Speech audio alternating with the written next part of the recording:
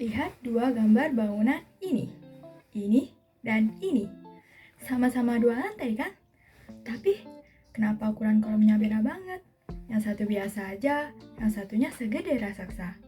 Emang perlu segede itu? Yuk kita bahas bareng. Halo semuanya, aku Novita Fitri Ramadhani, mahasiswa aktif semester 3 program studi Teknik Sipil. Hari ini kita akan bedah tuntas rasa penasaran itu. Kita akan lihat kenapa insinyur dan arsitek memilih ukuran sebesar itu. Dan yang paling mengejutkan, seringkali pilihan gede itu justru lebih aman, lebih masuk akal, dan bahkan bisa lebih hemat dalam jangka yang panjang. Ini penjelasannya. Mari kita bedah faktor yang pertama dan paling menentukan, yaitu fungsi bangunan. Jadi, di lantai 2 ini mau difungsikan sebagai apa nih? Kamar tidur, gudang, laboratorium, perpustakaan, tempat seminar, ruang keluarga, atau bahkan sampai showroom motor. Jadi, setiap fungsi sebuah ruang memiliki ketentuan pembebanan yang berbeda-beda. Beban yang bekerja pada lantai bangunan tergantung dari fungsi ruang yang digunakan. Besarnya beban hidup lantai bangunan menurut Tata Cara Perencanaan Pembebanan untuk Rumah dan Gedung PPP URJ 1987 ditunjukkan pada tabel berikut. Jenis beban hidup yang pertama ada dak atap, yaitu sebesar 1 kN per meter persegi. Dan untuk rumah tinggal yaitu sebesar 2 kN per meter persegi atau setara dengan 200 kg per meter persegi.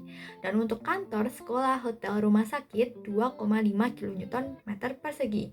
Dan masih banyak lagi nih, ada hal, tangga, koridor, balkon, ruang olahraga, sampai dengan panggung penonton yaitu sebesar 5 kN per meter persegi. Hal ini juga tercantum dalam SNI atau Standar Nasional Indonesia 1727/2013. Dalam sumber di atas, pembebanan untuk rumah tinggal dengan pembebanan gedung bisa beda 6 kali lebih besar. Logikanya nih, langsung kelihatan kan kalau kolomnya itu kecil, kayak rumah biasa, dia nggak akan kuat nahan beban sebanyak itu. Bisa meledut atau bahkan sampai retak. Faktor yang kedua yaitu bentang. Ingin ruang luas tanpa kolom tengah? Ingat, secara fisika, semakin panjang bentangnya, semakin besar pula gaya momen dan gaya geser yang bekerja di tengah-tengah bala itu. Ibaratnya, sebuah penggaris plastik semakin panjang yang kamu jepit, semakin mudah dia melengkung. Semakin panjang bentang, semakin besar gaya yang bekerja. Balok harus lebih tinggi untuk melawan pelengkungan. Balok di atas 6 meter akan melendut jauh lebih banyak daripada bentang 3 meter jika ukurannya sama. Nah, untuk melawan pelengkungan itu dan menjaga lantai tetap datar, kita punya dua pilihan. Yang pertama yaitu memasang kolom tambahan di tengah, atau memperbesar dan memperkuat baloknya. Kalau pilihannya adalah ruang yang luas tanpa terhalang, ya solusinya adalah balok besar dan kokoh untuk menahan semua itu tanpa melendut. Tapi dari semua faktor itu ada yang satu yang paling kritis dan non-negosiable, yaitu keamanan dari gempa.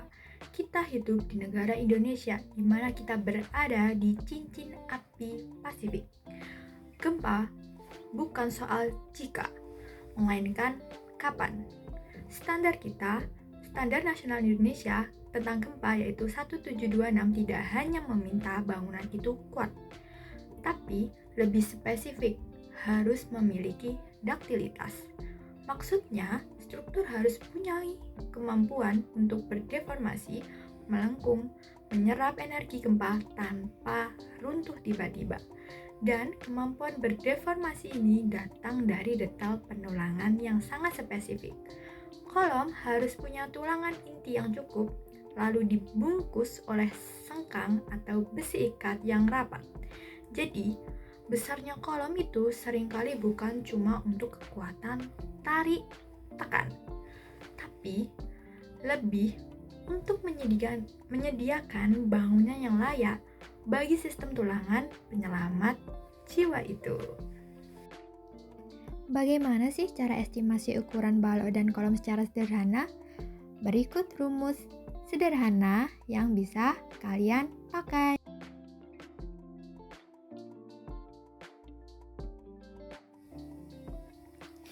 Jangan remehkan desain struktural. Struktur besar itu bukan soal boros material, gaya-gayaan, bahkan tanpa perhitungan. Tapi struktur besar itu adalah soal jawaban untuk fungsi berat, harga untuk ruang yang lega, investasi keselamatan gempa, dan persiapan masa depan. Ingat, pahami logikanya, serahkan perhitungannya pada ahlinya. Karena di balik setiap bangunan yang berdiri kokoh ada fondasi perhitungan yang jauh lebih kokoh. Fondasi ilmu bukan cuma kira-kira. Struktur kuat sama dengan investasi masa depan. Salam sipil.